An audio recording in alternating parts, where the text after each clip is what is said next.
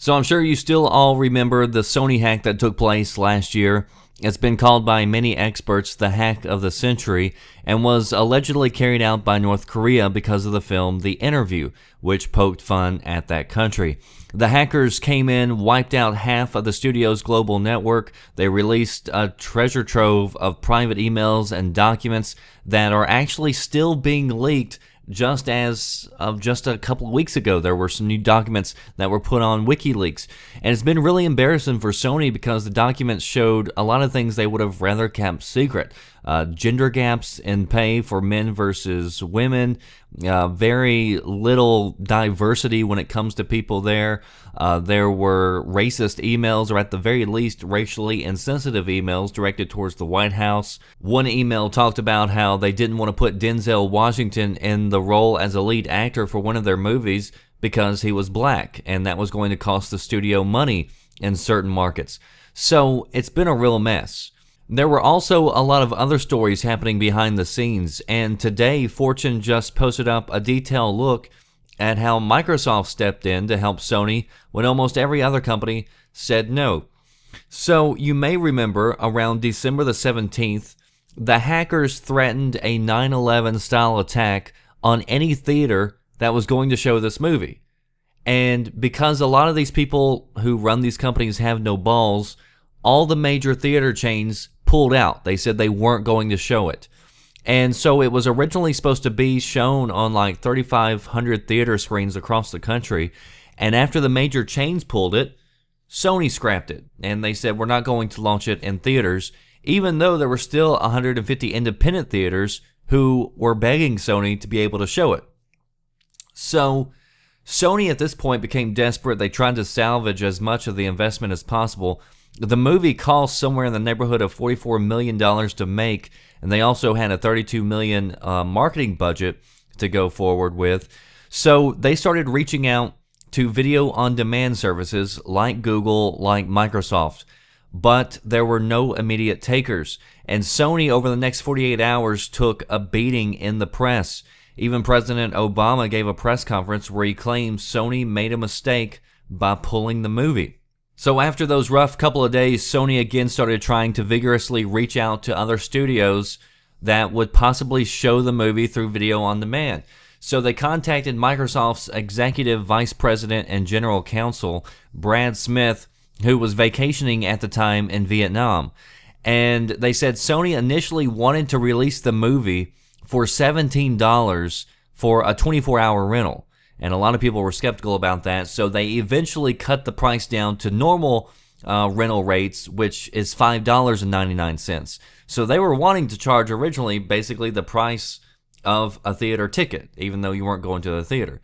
But anyway, there were a number of people inside Microsoft who didn't think it was a good idea to help Sony and were afraid that it was going to raise their risk profile, afraid that they were going to become a target, since they knew almost nobody else was stepping up. And Microsoft was already concerned with security because they had been threatened by the Lizard Squad, so they were anticipating an attack coming up during the holiday for that. So Microsoft wanted to help, but they felt that the best approach was to get the film distributed across as many sites as possible. And they said this would make it impossible for anybody who was going to try to attack them to simultaneously attack everybody if there was some sort of counter-attack. And they said this also would show solidarity. So Microsoft actually started contacting all these different companies. They sent emails to executives at Amazon, Apple, Verizon, Comcast. And interesting enough, Microsoft was also pressing Sony because Sony was reaching out to all these third parties. They were reaching out to Google and Microsoft, but they weren't even planning on distributing it on the PlayStation Network. And Microsoft said, you know, if it's going to be on Xbox, then it should be on PlayStation. So it's kind of strange that Microsoft was the ones trying to get it on PlayStation. But all of the other companies refused, except for Google. And Sony said that they had other Christmas release plans on the PlayStation Network, which is why they didn't want to release it on there. Which, I mean, I've always thought it was strange how it landed on Xbox before it landed on PlayStation. I thought, maybe they had some sort of deal where, because Microsoft was doing this, it was in the contract that Microsoft wanted it first or something. But it appears that, they were almost as scared as all these other companies were as far as putting the movie on their network. So it didn't come out on the PlayStation Network until I think a week after it released on the Xbox. And so to me, it sounds like Sony was scared themselves. So Google was in, and they were the only major company willing to go forward. So the vice president of Microsoft sent the CEO, Satya Nadella, a note saying that given the fact that there's so few companies willing to participate, he didn't feel that it was wise to take part. And he felt that this was the type of thing that is best done with more companies rather than fewer. That way the distribution is the broadest, the political statement is the strongest, and the protection against retaliation is better. But he felt that it was ultimately up to the CEO to make this decision. And Nadella at the time was vacationing in India. Smith said Nadella's reaction was almost immediate, and he said, quote, "This is the kind of thing that is worth our doing, but we also need to make sure that we're well prepared." So again, this is during the Christmas holiday, so Microsoft gathered up a team of engineers to investigate the threat, and they talked to Sony, they talked to government officials, trying to figure out exactly how the hackers were able to infiltrate, so that way they could build up their own security. So after concluding that the cloud and all the infrastructure was as well prepared as they could be, Nadella sent out an email to the top executives and told them, quote, "The situation demands being bold and supporting the rights of American citizens. It's time for us all to rise to the occasion, knowing that we as a company stand for core values and principles that are worth protecting." He also mentioned how he had asked a number of employees to spend their holiday time on high alert with operational security. So on Christmas Eve, the movie was released through Google Play and YouTube, as well as Xbox.